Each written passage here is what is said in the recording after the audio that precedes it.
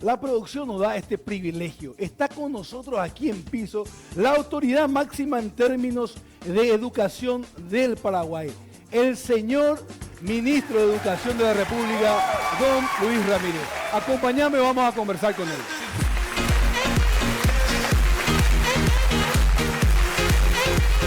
Señor ministro, ¿cómo está? Bienvenido, buenos días. Buenos días, América, Paraguay, buen día, Salín, Claudia, Diego. Un gusto estar con ustedes. Gracias, qué privilegio tenerlo aquí, señor Muchas ministro. gracias. De nuevo, pasaron algo así como 120 días de aquella última vez que nos vimos y estamos ansiosos de saber cómo fueron. Estamos llegando probablemente al año, ¿verdad? En un poco menos de un mes se cumplirá un año. Sí, así mismo. Un año de trabajo intenso, un año de ir instalando en dos líneas, digamos, conceptos nuevos, pero también reforzando todas las acciones que necesitamos reforzar en la educación y que necesitamos ponernos a punto, ¿verdad? En esta última semana vivimos un hecho bastante triste, por cierto, del examen que íbamos a tener para maestros, para banco de datos, para banco de elegibles, y cuento esto porque el último punto es bastante desagradable, pero hicimos antes 10 concursos. Había 8.200 maestros en el sistema que daban vuelta por encargatura de despacho. Hicimos un primer examen y 7.000 entraron por concurso. Falta, pero hemos llegado a un porcentaje muy alto. 1.400 directores entraron por concurso y 90 supervisores entraron por concurso. Es decir, en estos hicimos concursos para la CEP, para la Conferencia Episcopal y sus colegios.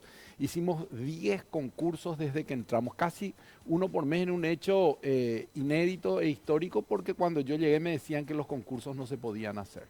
Entonces establecimos ese sistema y es muy importante eso, Salim, porque si queremos tener buenos maestros, y es la clave del desarrollo del sistema educativo, los sistemas de evaluación tienen que ser también sistemas que nos permitan eso, que nos permitan ver que los mejores puedan acceder. Y de eso se trata este banco de elegibles, que es una prueba para que puedan entrar los maestros como una primera entrada para poder después ocupar cargos, lo cual me parece que es vital y que es importante, y que ante la filtración de pruebas decidimos suspender todo y empezar de nuevo el operativo en el tiempo que nos lleve. Cerrar la investigación, que también hicimos una denuncia en la Fiscalía. Hoy es una causa fiscal. Nosotros en este sentido no vamos a transigir y no vamos a dejar tampoco la cuestión quede nomás ahí, una cuestión del ministerio. No, este es un hecho trascendente para el Paraguay, trascendente para la educación, y vamos a llevar hasta lo último. Entonces ese apartado es muy importante y empiezo por ahí porque el maestro es lo central, lo esencial. ¿Cuántos maestros existen hoy? Y hoy tenemos más o menos, estaríamos rondando los 60.000, un poquito más.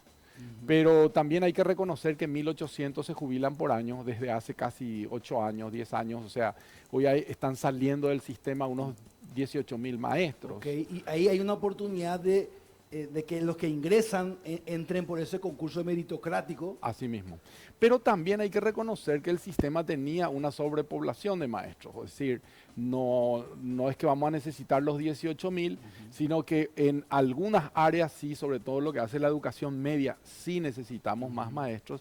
Pero lo que hace a la escolar básica, creo que estamos cubriendo todos los lugares. De todas formas, para prever esa jubilación que va ocurriendo, es que tenemos ese banco de elegibles para que de ahí puedan ir. Es fundamental eso. Sí, Señor ministro, hablando un poquito de desmitificar, usar un poco datos que usted nos puede dar. En algún momento se instaló un Vox Populi entre los muchachos, entre la gente, que refería que hubo un examen de que un alto porcentaje de maestros no lo aprobó. ¿Qué de cierto hay eso? ¿Eso está mejorando? Porque yo me imagino, yo soy del área originalmente comercial, que lo primero que uno hace es capacitar sus vendedores, ¿verdad? Entonces yo me imagino que la base, como usted mismo está diciendo, son esos maestros. Mira, ahí hay una cohabitación de dos bancos. Justamente por eso los maestros se quedaron un poco desesperados, tristes, como todos, por este hecho. Pero para tranquilidad de ellos, el banco de elegibles que estamos haciendo ahora concurso recién va a entrar en rigor y funciones el año que viene. Ok. Hasta este año hay 12.000 maestros que están dentro de un banco de elegibles que fenece. ¿Por qué no podemos combinar? Porque ellos fueron evaluados con una prueba distinta, donde sí ocurrió lo que vos decís, donde hubo una, decirlo así, bajas notas, bajas calificaciones. Mal desempeño. No mal desempeño, sino que en el examen no tuvieron el rigor y la expectativa que se tenía de tener un nivel alto no se llegó, digamos. Pero eso justamente estamos ahora nosotros volviendo a poner, y hay que reconocer que las pruebas son exigentes y deben ser exigentes, porque se presentan 56.000. Entonces, lógicamente, hay que filtrar de alguna manera, ojalá entren los 56.000, pero eso en la historia ha mostrado que no es así. Entran los que están mejor. Entonces, eso va a continuar, eso lo vamos a hacer, es fundamental hacerlo, y es normal que un grupo de maestros quede... Ministro, buen día. Y entiendo que en los últimos días ya formalizaron la denuncia ante la Fiscalía desde el MEC. ¿Puedes contarnos cómo fue este proceso? ¿Tienen ustedes alguna sospecha de cómo se filtró aparentemente este instrumento de evaluación para los docentes? Todavía no tenemos cerrado el caso, seguimos la investigación, hemos recibido, y voy a explicar un poco el proceso para que se entienda. Hay el Instituto Nacional de Evaluación, es el en que se encarga de hacer la prueba, es un instituto que tiene una cierta autonomía en relación al MEC. Ellos licitan los que van a hacer la prueba, los que hacen la prueba hacen 3 pruebas, y de esas 3 pruebas al azar se selecciona una que va a la imprenta. En la imprenta eso se pone en unos sobres, y de los sobres en unas cajas, y las cajas se lacran y van al interior. El proceso es muy largo, ¿verdad? O sea, hay gente que interviene haciendo los ítems, hay gente que interviene copiando los ítems, hay gente que interviene llevando los ítems, hay gente que interviene el día de la prueba. O sea, la cadena es muy larga y en cualquiera de esos sitios se pudo haber filtrado. Y tenemos una combinación y una mezcla muy de todos. Hay algunos sobres que no están en condiciones, estamos recibiendo en mal estado, porque al nosotros suspender la prueba y pedir que regresen inmediatamente los sobres y las cajas, ahí nosotros estamos haciendo ese recuento para poder detectar si hubo en el traslado. Si no, tenemos que ir al siguiente nivel, que ya es la impresión. Y si no, tenemos que ir al siguiente nivel, que es la elaboración, ¿verdad? Entonces, estamos en esa etapa, estamos en ese proceso. Hicimos la denuncia fiscal y nosotros tenemos elementos, tenemos fotos, tenemos audios de gente que filtraba o que pasaba las respuestas de los exámenes. Y también esas personas van a ser investigadas a ver cómo consiguieron ese material, ¿verdad? Muy bueno. ¿Le parece, señor ministro? Tengo un planteamiento. Tenemos tantas cosas que hablar, ¿verdad? ¿Qué le parece si hay un balance casi a los un año? Hacemos un balance y si le parece dividimos en 2 grandes áreas. La parte pedagógica, la parte del aula, como usted suele decir, y la parte de infraestructura después. ¿Qué le parece? Muy bien, muy bien. Entonces, decíamos nosotros, estaba el maestro, que es lo primordial. Estamos viviendo un muy buen tiempo también de remuneración de ellos. Y entonces en la parte pedagógica instalamos el programa Ñeru, que es un programa de comprensión lectora, que yo creo que se ha desarrollado y se ha difundido por todo el Paraguay. Nosotros recibimos reportes de lugares muy lejanos en donde nos muestran cómo están leyendo, cómo están haciendo concursos, cómo se está trabajando la oratoria. Más allá de todavía poder tener un resultado que vamos a medir ahora en octubre, cómo estamos, nosotros lo que vemos es que hubo un salto, la gente se animó a contar cuentos, la gente se animó a hablar, la gente se animó a hacer sus proyectos, y eso lo vemos con muy buenos ojos, porque con cuestiones sencillas empezamos a tener de nuevo en marcha el lenguaje. Brevemente, una historia que vamos a presentar. Durante la pandemia se tomó una prueba, se llama Enlace, que había que tomar SNEPE, que es la prueba de evaluación de la calidad educativa, pero por razones de que no había las mismas condiciones, se tomó una que se llama Enlace, y ahí se vio que los jóvenes estaban mejor en lenguaje que en otro tiempo. ¿Por qué? Y porque estaban inmersos en un ambiente donde se hablaba. Qué bueno. Así de simple se progresa en la lengua para saltar de un nivel a otro. Ahora, también estamos haciendo este año ya la capacitación de profesores en matemáticas, Vamos a hacer un énfasis en la formación y capacitación de la didáctica de las matemáticas hasta los 9 años, porque ahí está la clave. Es el chico que después tiene ese pensamiento lógico matemático, después ya puede seguir para adelante.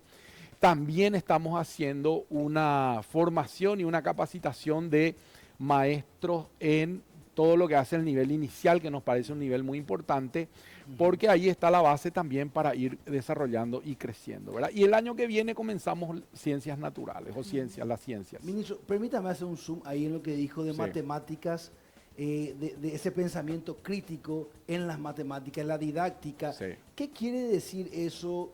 Más allá de las fórmulas, aprendimos de memoria las matemáticas. Así es. ¿Qué buscamos? Mira, lo que pasa es que normalmente se enseña matemáticas enseñando, como bien decís vos, las formas.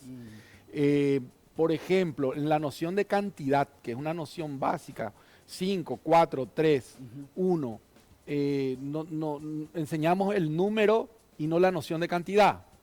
Entonces el niño aprende el número, distingue el número, pero no sabe lo que significa. Y sin embargo, en la vida sí sabemos lo que significa, porque si yo te invito a comer y hay una pizza, tiene 5 pedazos y yo me voy a quedar con 3, enseguida te das cuenta, ¿verdad? Y los niños enseguida se dan cuenta que el otro tiene más. O cuando jugamos un partido de fútbol, enseguida se da cuenta que hay más en un lado y no en otro. Es decir, el humano tiene la noción de cantidad, pero cuando va a la escuela no se le muestra, no se le enseña desde esa comprensión, sino desde la forma, lo que significa el número 5 en su forma, no en su contenido. Entonces, esa es la idea de llegar a unas matemáticas que puedan ayudarnos a resolver, porque para eso es, a resolver situaciones de la vida, y sobre todo cuando nosotros decimos de educación para la comprensión, es la aplicación de un conocimiento. O sea, ¿para qué sirve el número 5? ¿Para qué sirve el número 6? ¿Para qué sirven los números? Despertar el interés en el niño. Exacto. Claro, pues yo me imagino que nos movemos los seres humanos siempre por intereses, ¿verdad? Entonces, lo de la pizza, yo aprendería rápido porque yo quiero mi pizza, ¿verdad? Rapidísimo. Sí. Vas a tener la noción de la resta y la suma. Y dentro de todo este contexto, hablando de lo pedagógico, inauguramos algo que para mí es un poco para mí es una de las alegrías más grandes, que son las escuelas abiertas. Resulta que los sábados abrimos la escuela y durante el verano abrimos la escuela para que los chicos puedan ir a hacer música, arte, deporte, por ejemplo, robótica, donde se está desarrollando el pensamiento computacional, absolutamente libre, gratuito para todos los niños de la zona. Es decir, la escuela está en un centro, en un radio, digamos, y recibe a todos los niños, no importa si son o no son de esa escuela, ¿verdad? Incluso estamos teniendo la alegría de recibir niños de escuelas privadas que los sábados están yendo a jugar al fútbol, a hacer algún deporte, a hacer ajedrez. Es decir, eso es un hito. Es un hito, Salim, porque yo le llamo a este fenómeno entrar por la ventana. ¿Qué significa eso? Nosotros si esperamos tener los maestros de educación física, si esperamos tener el tiempo para hacer arte, si esperamos cambiar el currículum, va a pasar por lo menos 10 años. Y mientras que hacemos, entonces nosotros ya tenemos una acción operativa mientras hacemos lo otro de fondo. Tenemos una acción operativa que le devuelve al joven, al niño. Los testimonios son muy fuertes. Una abuela me dice, por fin pude sacarle a mi nieto de los videojuegos. Claro, empezó a jugar, hay un equipo de fútbol, empiezan a competir, se van acá, se van allá, entrenan, ya quieren entrenar durante la semana. Y lógicamente se generó una dinámica en la vida de ese niño absolutamente distinta a partir de un evento los sábados. También ocurren cosas como me decía una persona, una mamá el otro día, pero yo estoy pagando X suma para llevarle a robótica y se hace gratis. Qué maravilla. Y lo que te está salvando a aquel niño, aquel adolescente, de cosas tácitas que nos estamos mencionando, increíble, ¿verdad? Y eso es justamente dentro del programa Sumar, que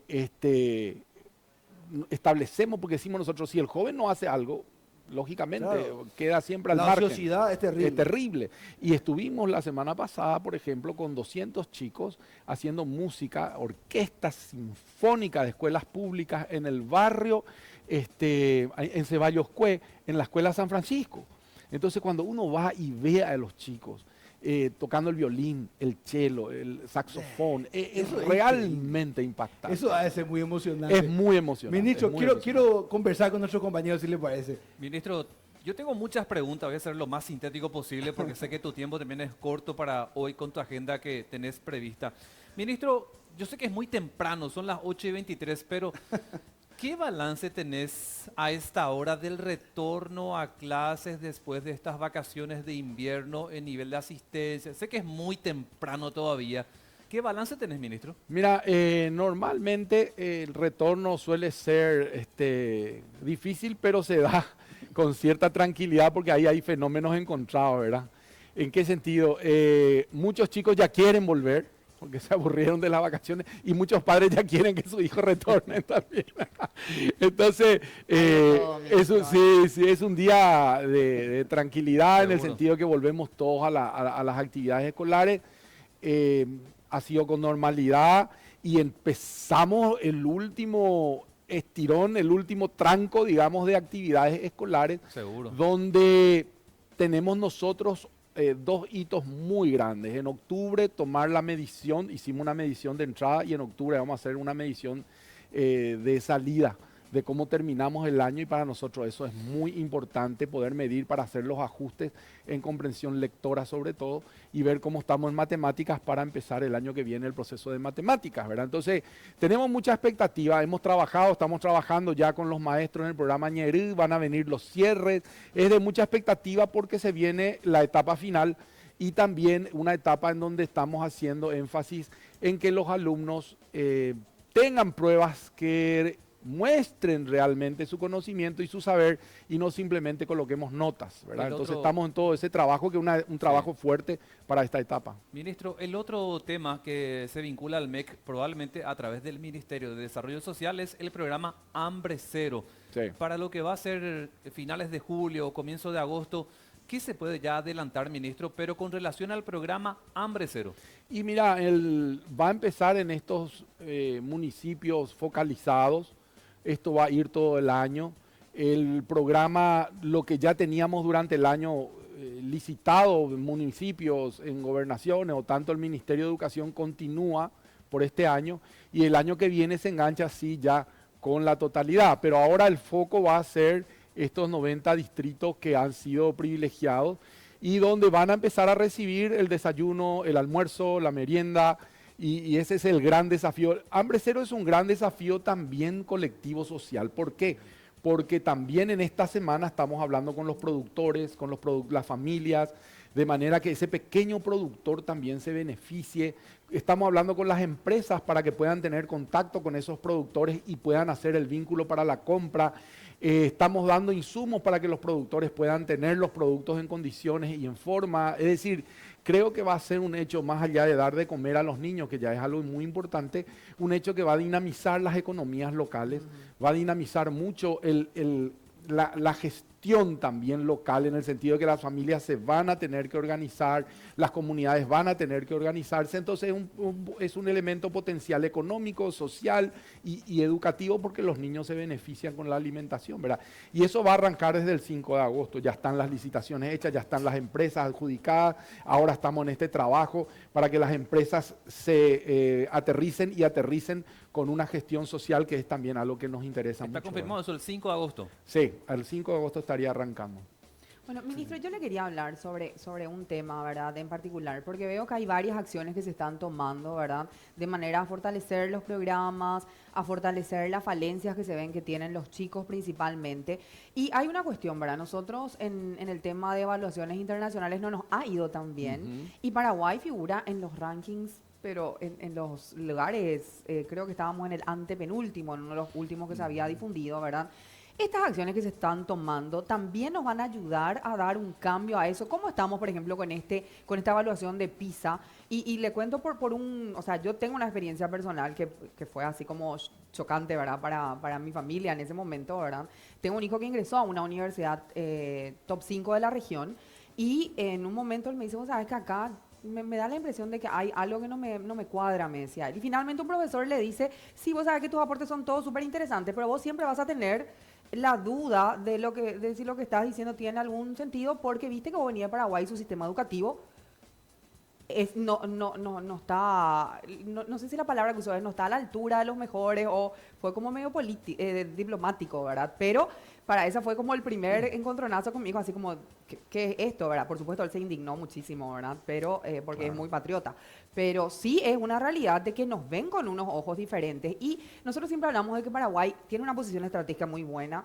El presidente está con todo este programa de la diplomacia económica tratando de vender el país. Pero ¿qué va a pasar si la gente viene y nuestro talento no está acorde, ministro? Eso es lo que me gustaría saber. ¿Cómo nos estamos ayornando para poder rendir bien en esas pruebas, para que se vea un mejor sistema educativo y que Paraguay en el mundo refleje, ¿verdad?, de que existe, podemos tener un buen desempeño a nivel educacional. Ahí hay dos comentarios que hacer y lo primero es decirte que si bien las pruebas internacionales nos ubican en un ranking, también tienen un pequeño rigor de injusticia, voy a decir así, porque es como prepararte para correr 100 metros y cuando vienen te van a evaluar en 400. O sea, es una prueba totalmente distinta. Eso pasa con PISA. Pero tenemos que ser evaluados y sí estamos trabajando para, en dos líneas, para tener evaluaciones más apropiadas, pero también para responder mejor a las evaluaciones. Nosotros, la evaluación tiene 5 pisos, por decirlo de alguna manera. Nosotros estamos mayoritariamente en el piso 1-2 y pasar de ese piso 1-2 al 3 es el ejercicio que tenemos que hacer ahora en ese 60% de nuestra educación. Después tenemos un 20% que está bien, digamos, está ahí en un 3-4, al que tenemos que llegar al nivel 5. Y para eso estamos trabajando. ¿Cómo estamos trabajando? Lo primero es instalar un programa de comprensión lectora. ¿Por qué? Porque muchas veces la dificultad en la prueba se da no por conocimiento, sino por no interpretar, por no saber comprender la prueba. Y voy a poner un ejemplo. Estamos haciendo unas tutorías con los chicos y estábamos haciendo las tutorías en español. Y hasta que la maestra se dio cuenta que algo pasaba y empezó a hacer las tutorías en guaraní. En 8 sesiones, niños que no tenían ni un conocimiento matemático pudieron llegar a hacer fracciones. Qué increíble. Cuando la enseñanza fue en guaraní. O sea, imagínense, estamos hablando de 8 sesiones, no te estoy diciendo 18 ni 80, en 8 encuentros ese niño aprendió lo que no aprendió en un año. Se niveló, digamos, al resto. Se niveló al resto. Cuando el trabajo se hizo en guaraní. ¿Qué quiero decir con eso? Imagínense si hacemos un PISA en guaraní, seguramente vamos a tener otro resultado, ¿verdad? Entonces, estamos trabajando en eso. ¿Qué estamos haciendo? La Universidad de Murcia hizo una investigación sobre el guaraní y la relación que hay con el desarrollo del pensamiento matemático. Estamos recuperando esa investigación y estamos trabajando para encontrar en España, porque son los que han trabajado muy bien con el segundo idioma, como español como segundo idioma, porque eso es lo que tenemos que hacer en Paraguay, el español como segundo idioma, para aprovechar ese pensamiento y esa riqueza que tienen los niños al pensar en guaraní, y desde ahí plantearles el español. Yo creo que solo eso nos va a hacer rendir y tener mejor rendimiento también en las pruebas internacionales, independientemente que tenemos que seguir trabajando la comprensión, que es lo que busca hoy la educación mundial. Muy interesante. ¿Cuál es el ejemplo de España? ¿Qué idioma es? ¿El catalán? El catalán y también el vasco, sobre todo el vasco. Los países vascos son los que crearon el mejor sistema de educación de segunda lengua es español. El catalán habla catalán, incluso los jugadores que tanto seguimos del Barça, ¿verdad? Sí. Increíble. Todas las señales de tránsito, entre ellos las solo señales catalán. están todo en catalán primero. Porque hay algunos compatriotas paraguayos, amigos que fueron a vivir allá y vienen hablando el catalán. Increíble. Es increíble, ¿verdad? O sea que hablábamos hace rato del lenguaje, usted hablaba del 5 hace rato, ¿se acuerda? Sí. Y ahí por ahí alguna vez leí la ontología del lenguaje, ¿verdad? Muy bien, Rafael Echeverría. Y él contaba justamente ese concepto del significado, del significante, ¿verdad? Y el guaraní tiene eso, ¿verdad? Así o sea, la percepción, la cosmovisión de la vida de nosotros los paraguayos tiene que ver con ese idioma. Así mismo es. Y yo digo, si pudiéramos aprovechar, realmente tendría un sentido extraordinario, porque si investigamos y le podemos dar desde lo que piensa esa cosmovisión, el Shera'a, por ejemplo, significa la persona en quien yo me miro. O sea, mi amigo es la persona en quien yo me veo.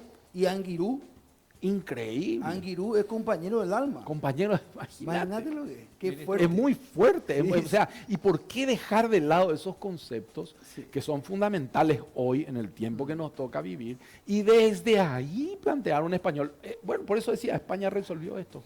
Ministro, yo tengo dos últimas preguntas. Me están llegando varias consultas para trasladarte del primer tema que estuviste abordando. Sí. Los docentes interesados por el tema concurso me Sí. están pidiendo que te consulte. ¿Cuándo podría ser la fecha tentativa del concurso este año? Muy bien, nosotros hoy tengo reunión con varios gremios, quiero trabajar con ellos un poco, escuchar el sentir y ver cómo podemos hacer. Ahí tenemos los dos inconvenientes que tenemos. Primero es que tenemos que avanzar más la investigación, porque esa investigación tiene dos cosas. Primero, que se hagan responsables las personas que incurrieron en esto. Sí. Y segundo, que aprendamos de los errores para no repetir. Y ahí estamos buscando utilizar la tecnología. Ustedes imagínense hoy la inteligencia artificial. Hay un banco de 5.000, 6.000 ítems. Vos entras, prendés tu laptop, notebook, lo que sea, y el examen sale para vos. O sea, podría ser ya en este caso virtual examen, no físico. Siempre vamos a tener que trasladarnos a una localidad, pero el instrumento, estamos buscando que sea un instrumento virtual. Mira. No sé si lo vamos a lograr y va a depender eso, de cuánto tiempo nos lleve hacer ese traslado a la tecnología, ¿verdad? Pero estamos decididos a hacer, si no hacemos este año, lo vamos a hacer el año que viene, porque es el camino para Pero es solucionar. la última- Es interesante Sí. lo que plantea, porque al ser tecnológico, siempre yo digo, te deja una huella, ministro. Entonces sí. vos sabés que la persona entró a rendir a las 8:24 de la Así es. mañana, estos son los datos que cargó, y al ser presencial te asegurás que no le mande a alguien, ¿verdad? Y por A otro rendir para él. lado, también me asegura que no haya un examen igual al otro, Tal con cual. lo cual sería prácticamente imposible Claro. Tal cual. hacer Ministro, algún tipo de fraude. Y por otro lado, los datos están en línea al momento. Exacto. Es decir, no es que voy a corregir y ahí no sé qué voy a poner. No, Sí. rendiste todo y tus datos Chao, están en ya el se aire. quedó ahí registrado. Se quedó Sí, registrado. me parece lo ¿verdad? más sano y lo más Entonces, transparente. sí. nuestra intención es ponerle tecnología y lo que nos lleve. Pero si nos va a llevar mucho tiempo, entonces tampoco. Yo creo que lo prudente es que en un mes y medio estemos de nuevo convocando a este operativo. Ministro, la última ya de mi parte. Siempre se habla, tanto desde la presidencia o en los ministerios, de que cuando se cumple un año de gestión, por ejemplo, el 15 de agosto, que va a ser tu primer año como ministro de Educación, se evalúa cómo está mi equipo, lo hace el presidente, me imagino que lo hacen los ministros. ¿Cómo te sentís vos, ministro, fortalecido o con la idea de hacer cambios internos en el MEC, pensando en ese primer año de gobierno? No, nosotros estamos creando un equipo. Hicimos ahora un cambio y vamos a seguir haciendo cambios por lo siguiente. Los cambios a veces ocurren cuando algo no sale en la línea que uno espera o a veces cuando lo que uno hace supera lo que uno espera. Nosotros estamos en esa línea donde los cambios que necesitamos hacer requieren de más recursos humanos y requiere de la especialización del recurso. Por lo tanto, tenemos que seguir en la medida que van los programas. Y pongo como ejemplo, el año que viene vamos a tener matemáticas. Tenemos que sumar actores especializados en matemáticas.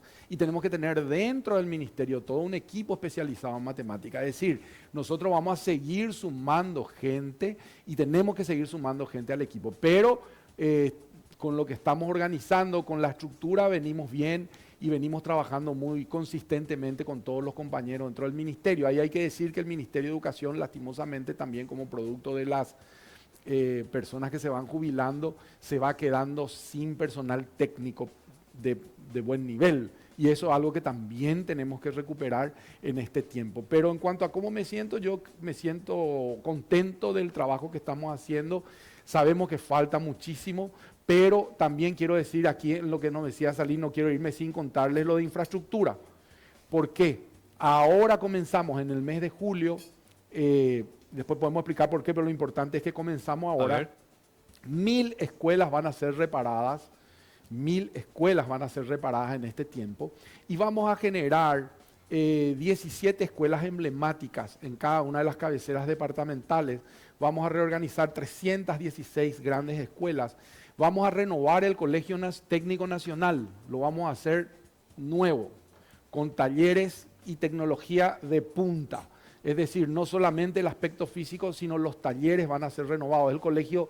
¿Dónde no- va a ser eso? ¿En el mismo predio? En el mismo ministro? predio, en el mismo predio que es precioso en el centro de la ciudad, es gigante. Vamos a hacer una transformación de lo que existe ahí en el colegio. Vamos a trabajar la transformación del Colegio Nacional de la Capital. Vamos a trabajar una transformación del Centro Regional de Educación de San Lorenzo y vamos a trabajar también un colegio emblemático de Luque, que son colegios que reciben muchos alumnos muy grandes, muy emblemáticos y que van a tener la máxima tecnología y la máxima infraestructura. Eso es lo que ya está este año lanzado. Justamente en la tarde de hoy tengo una reunión con el presidente de la República para contarle, mostrarle los últimos detalles. Esto en una relación con el Ministerio de Obras Públicas. Hemos creado un equipo de trabajo en conjunto fantástico, donde estamos trabajando para que estas acciones se den en el ámbito de la infraestructura. Y ahí finalmente 2 datos que me parece que después ustedes tienen que hacer un seguimiento. Tenemos casi 1000 escuelas con menos de 10 alumnos y 3000 escuelas y un poquito más con menos de 50 alumnos. Entonces, hacer una inversión, y vos sabés muy bien, eso salí en cuestiones de economía, hacer una inversión muy grande en una escuela donde se va a quedar en la tendencia, es que se va a quedar sin alumnos. Entonces, o hacer quizás una superescuela que lleve a todos los alumnos. Esa visión es la que estamos tratando de incorporar y de aplicar en materia de infraestructura, porque tenemos mucha infraestructura que se cae, pero esa infraestructura que se cae no tiene alumnos. Señor ministro, qué alegría genera. A mí me gusta mucho hablar con usted. Y creo que a la teleaudiencia también. Después de un año, esto reconforta muchísimo. Y quiero humildemente decir mi apreciación. Yo veo en usted, en su gestión, mucha serenidad. Aparte de fuerza, ímpetu, serenidad, porque estos son puestos políticos también, ¿verdad? Sí. O sea, y eso veo en usted también, esa serenidad para, como decía San Francisco de Asís, para aceptar aquellas cosas que no se pueden cambiar y el valor para cambiar aquellas, ¿verdad? Y creo que eso es lo que está dando el éxito en su gestión. Te agradezco mucho, Salín, realmente yo contento de poder llevar esto que vos decís, es verdad, es un cargo, cualquier cargo que sea de una conducción nacional es político, pasa por ese aspecto, es un aspecto que hay que tomar en cuenta en la educación se vive en el territorio está el intendente, en el territorio está el gobernador, en el territorio están los diputados, es decir, que son las personas a quien la sociedad recurre en esa localidad. Entonces, evidentemente, yo tengo que tener una conversación con ellos porque ellos son los actores que movilizan, ¿verdad? Entonces, sí, esa es una dificultad en educación, la complejidad que tiene, porque tenés que hablar con muchos sectores y diversos. Y ahí es donde se da la política de una manera muy grande, en el sentido de que la política, en rigor, es el arte de administrar intereses contrapuestos. Y eso es lo que tiene que hacer un ministro, eso es lo que nos toca hacer a nosotros en este tiempo, ¿verdad? Administrar intereses contrapuestos todo el tiempo. Qué lindo. Señor ministro, Salín, que viva el Paraguay. Que viva Paraguay. Excelente, Que viva gracias. Paraguay. Gracias. Gracias.